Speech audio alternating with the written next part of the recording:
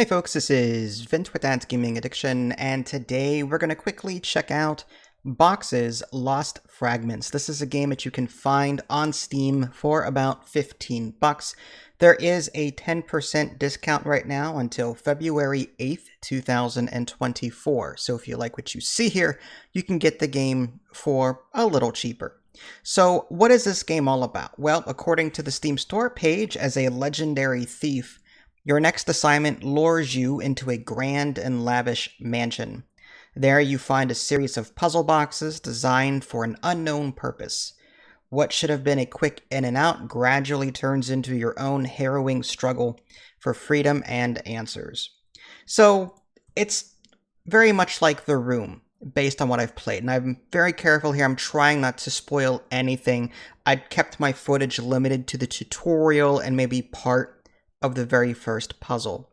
Speaking of which, let's just get my complaints out of the way. There is no level select from what I've seen, so I'm not exactly sure how many levels the game has to offer. I actually had to go to the Steam forums where I saw the developer responding to various questions on how long the game is, and based on the responses I was reading, the game is roughly 3 to 6 hours in length and features, I think it was, 4 different floors with about 4 or 5 puzzles each. So you're looking at about 20 puzzle boxes or so. And again, it's going to take you about 3 to 6 hours to get to. 3 if you're speed running it, according to the developer. So that's how long the game typically plays. But there is no level select, and there's no indication, from what I can tell, as to how far you actually are. There are like 4 doors in the main entryway, and I'm going to assume like those are the different chapters 1 through 4, but maybe there's a hidden chapter 5, I don't know. Another issue that I had was I solved the first puzzle box, and then I somehow went inside it.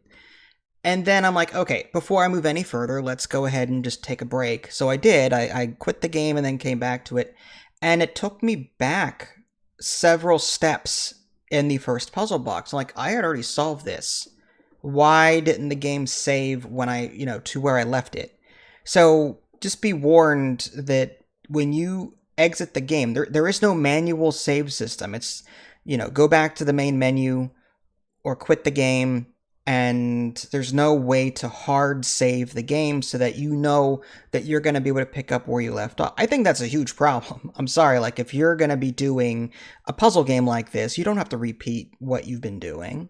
There is a show hint system and a show puzzle or skip puzzle system rather. So if you want help in the puzzles that you're doing, it's there for you. So maybe that's a workaround, but some people hate using that because they want to 100% figure out everything without any help. And I can completely understand that. But like I said, that save system should not be the way it is. I think there should be a hard manual save, and there should be a level select so that, if anything happens, you lose power, you have to leave the game because, your dog needs to go out, whatever. You shouldn't have to repeat stuff. I'm sorry. It's just mechanically, it doesn't work for me. As far as the rest of it, everything seemed to be fairly fine. I really liked the ease of which the game eases you into these puzzles. It was a little hand-holdy there in the tutorial, which was great. I like that because different games like this have different controls and mechanics. And again, I said it earlier, this game is very reminiscent of The Room. So if you've played The Room or any of its, predecessors or successors, I should say, then you'll be very familiar. You really can't walk around the room per se, but you can spin your camera around this puzzle box and attempt to figure out the various puzzles. And a lot of it is trial and error. You might be presented with, 6 different sides or 4 different sides to this box, and, which one do I tackle first? Maybe this one will have a clue for this one over here. That's going to be the general gameplay flow. And, I'm fine with that. What concerns me really, though, is the 3 to 6 hour experience, and Steam has it priced at 15 bucks. And if I was a savvy customer, as I'm sure you all are, you would take a look at The Room and realized that, oh, look at that. I can get the room and the room 2 and the room 3 all for about 15 bucks, especially on a deep sale. You could probably get it for a lot cheaper than that. So when you compare the prices between the room, which is roughly $5 to $7, something like that, and the room 2 is $5 to $7, the room 3 $5 to $7. There's even a room 4 as well.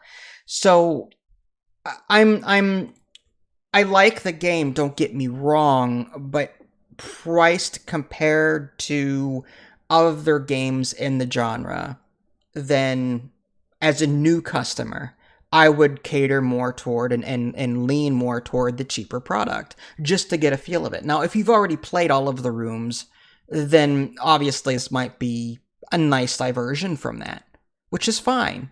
It's just, again, I think it's a little pricey compared to the other games, especially since this isn't a game that you can repeat. Once you solve all the puzzles, then that's it. Like, there's no replaying the game, really. There's no, your choices matter. No, it's more of a, you've solved this puzzle, now you know how it's done. And unless you've got a really, really, really, really bad memory, you're more than likely going to remember half the solutions to these puzzles if you come back 6 months later to it.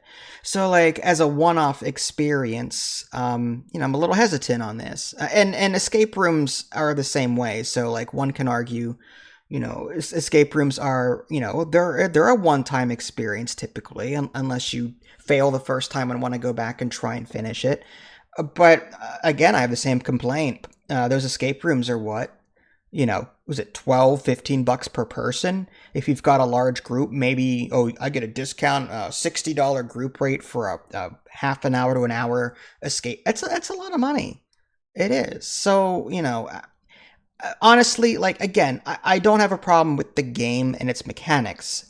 I have a problem with the price, and I have a problem with the save feature, really. And again, lack of level select, I think, also hurts it a bit. So, like, I still recommend checking it out, but if you're interested in buying it and you don't have the Room series yet, check out the Room series first. That'll keep you busy for a while.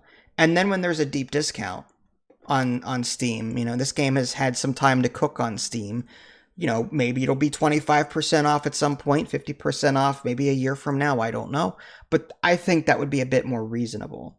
That would bring it in line. 50% off would bring it in line with the other Room games, their default price anyway.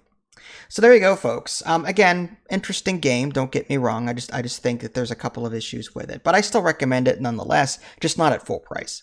That was Boxes Lost Fragments. This is Vince. Thanks for watching. I'll catch you all next time. Take care.